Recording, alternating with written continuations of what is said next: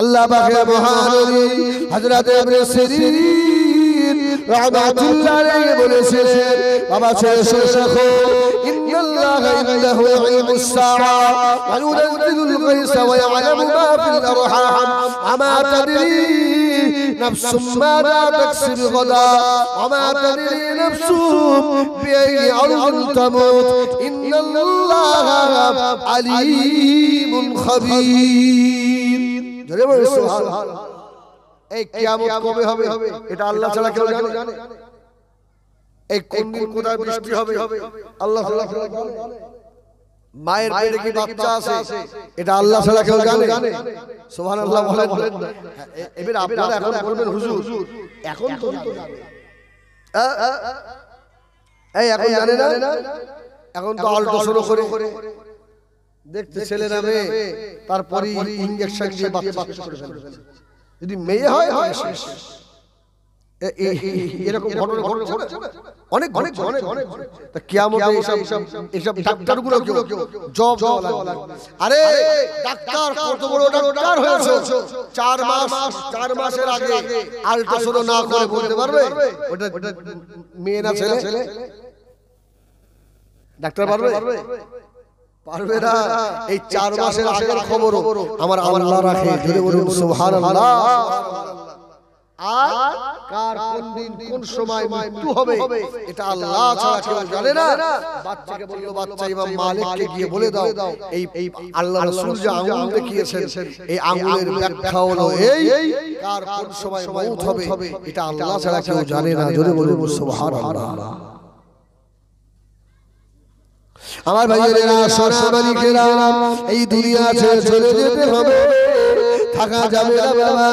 কি নিয়ে যাব এই দুনিয়া জমিনে বাদশা বানিয়েছিলেন বাদশা হারুন রশিদ। এই বাদশা হারুন রশিদকে খবর দিয়েছিলেন আমার ভাইয়েরা এই বাদশা হারুনের দরবারে একটা পাগল নিয়ে বসতো বাবা। মুসুফ পাগল, দেখতে ভালো না, মানুষের খেপা বলে ডাকতো। ওই মুসুফ পাগলের নাম হলো বাহালুল পাগল। কি পাগল? বাহালুল।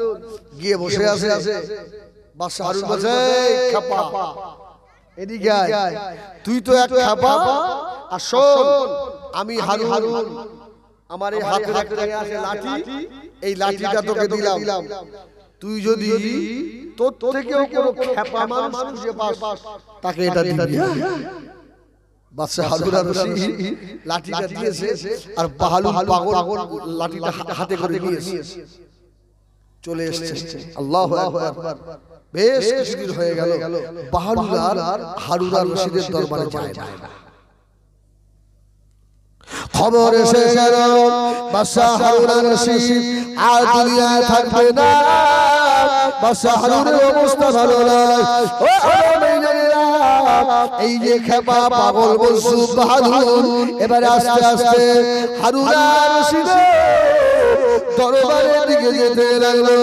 বাড়িতে এসে বিবিকে বলে বিবি আমার নতুন জামাটা দাও।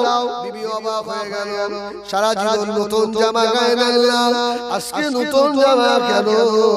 বাহালুল বলল বাদশা হারুন রশিদের দরবারে যাব, সেই লাঠি কিন্তু হাতে আছে। জোরে বলুন সুবহানাল্লাহ।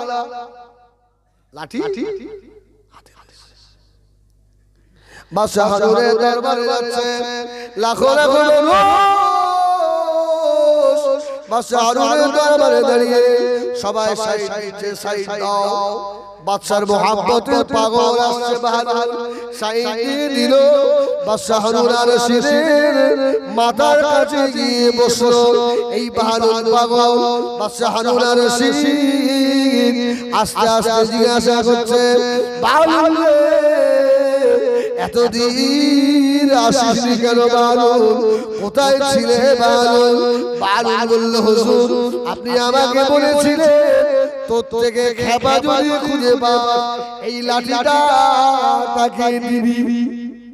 হুজুর আমি আমার থেকেও খেপা সমাজে অনেক বুঝলাম, আমি পাইনি হুজুর, আমার থেকেও খেপা খুঁজে পাইনি।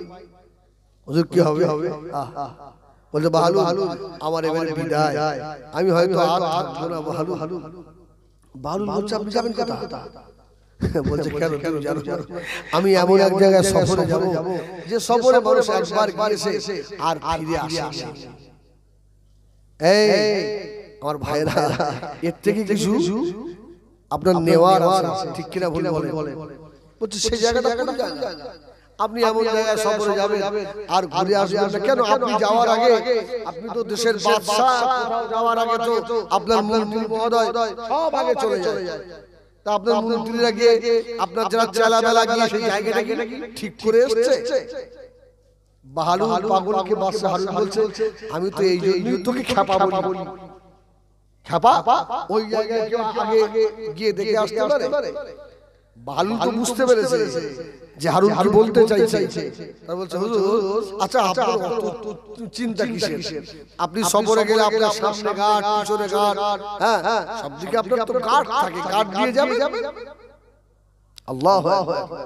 বাদশা হারুন আর-রশীদ বলেছিল হে বাহালু অত কথা বলো না, এমন এক জায়গায় সফরে চলে যাব কেউ আগে দেখে আসতে পারবে না, আমার শক্তিও হয়ে যাবে না। আমাকে আগে যেতে হবে, ওই জায়গায় চলে যেতে হবে। এবারে বাহালুল পাগল হাতের লাঠিটাকে তুলেছে। ও আমি এতদিন পরে আমার থেকে খ্যাপা মানুষ খুঁজে পেয়েছি। যদি বলুন সুবহানাল্লাহ।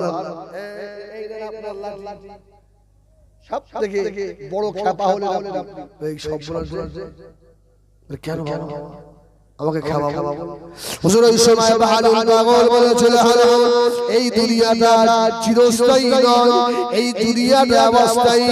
দুনিয়ায় যতদিন হায়াতে থাকা কত মুস্তানি রমজানি চলে নেওয়া, কত কাজ চলে নেওয়া, এই দুনিয়া থেকে চলে গেলে কোনো কাজ করে না।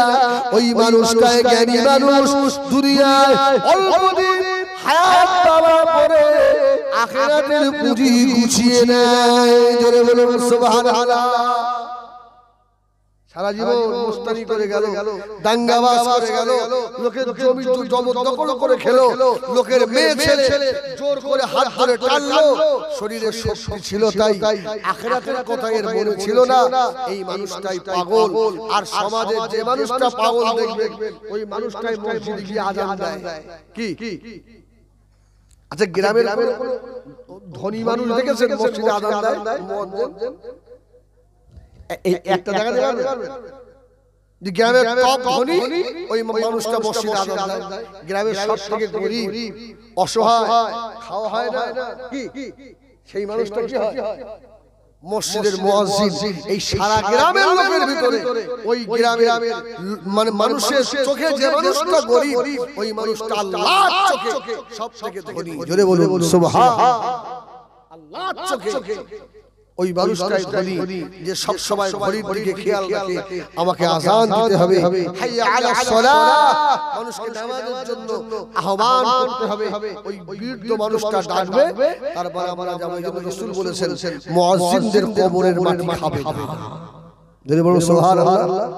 মুয়াজ্জিনদের কবরের মাটি খাবে না। আমার ভাইরা সারা অবস্থা হলো আর মাহফিলের অবস্থা খুব ভালো নয়, আমি বুঝতে পারছি। এখন আমি আপনাদের কাছে একটা কথা বলি, এই মাহফিলটা হোক এটা আপনারা চান? হ্যাঁ তুমি একলা সবাই? হ্যাঁ আপনারা আর কেউ চান? আলহামদুলিল্লাহ। হ্যাঁ এই মাহফিলটা আগামী বছরে আবার দিতে হবে। মাহফিল তো বন্ধই হয়ে গেছে। মাহফিল আমার ভাই বলছিলেন হুজুর মাহফিল হবে না, হুজুর আপনি পীর সাহেবের দাওয়াত সব বাদ দিন, আপনি দাওয়াত মেরেই ফেলুন। দাওয়াত কেন? হ্যাঁ জলসা হবে। জলসা হবে। তখন বলল ঠিক আছে আমি আপনার চেষ্টা করছি। আলহামদুলিল্লাহ মাহফিল তো হয়ে গেল। এখন এই মাহফিল আগামী বছরে আবার দিতে হবে। এত বড় না হোক, একটু ছোট করেও দিতে হবে। আমাদের আব্বা মা সব কবরে শুয়ে রয়েছে বাপ, আমরা সব এক জায়গায় করে সবাই একসঙ্গে মিলে তাদের জন্য একটু দোয়া করব, ঠিক কিনা?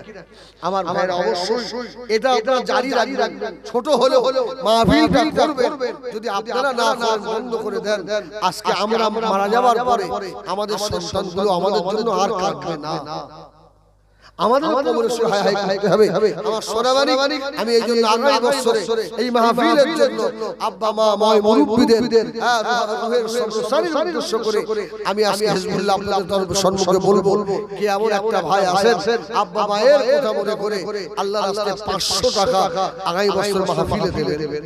আল্লাহ রুজি রোজগারে কার না রে তারা এক এক করে আমিও দিতে পারবো না। এই তোর কি হলো? এ ভাই চলে যান ভাই, বস এই খাদ আল্লাহু আকবার।